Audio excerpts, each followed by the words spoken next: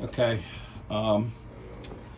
this is replacing the EIM kidney controls on a Sundancer 2003 300.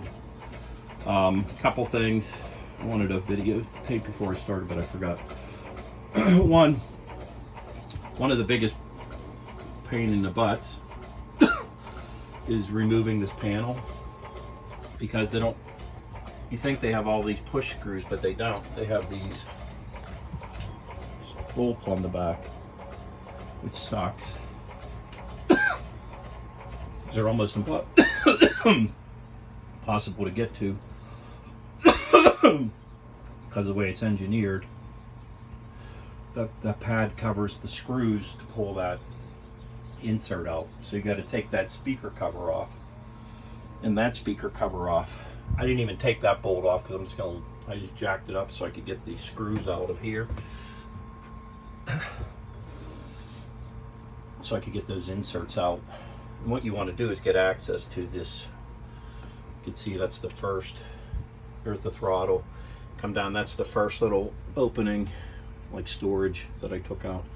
And I cut a hole right next to the existing wires that are going back there to get me back towards the engine compartment. And by the way, I'm installing the, unlike the instructions tell you, I'm installing the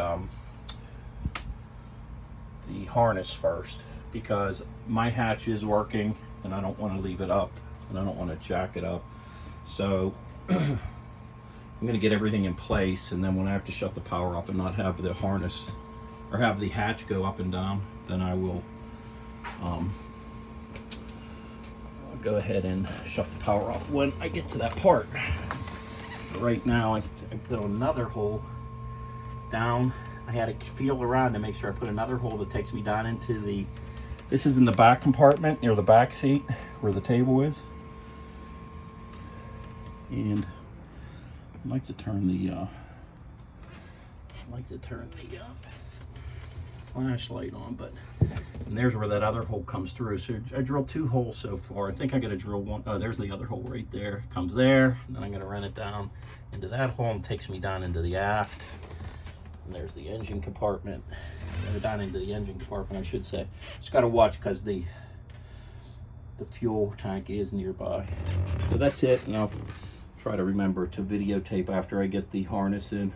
By the way, they recommend a 2-inch hole. I did like an 1.5 inches. I think it's going to be fine. All the harness fittings should fit through there fine.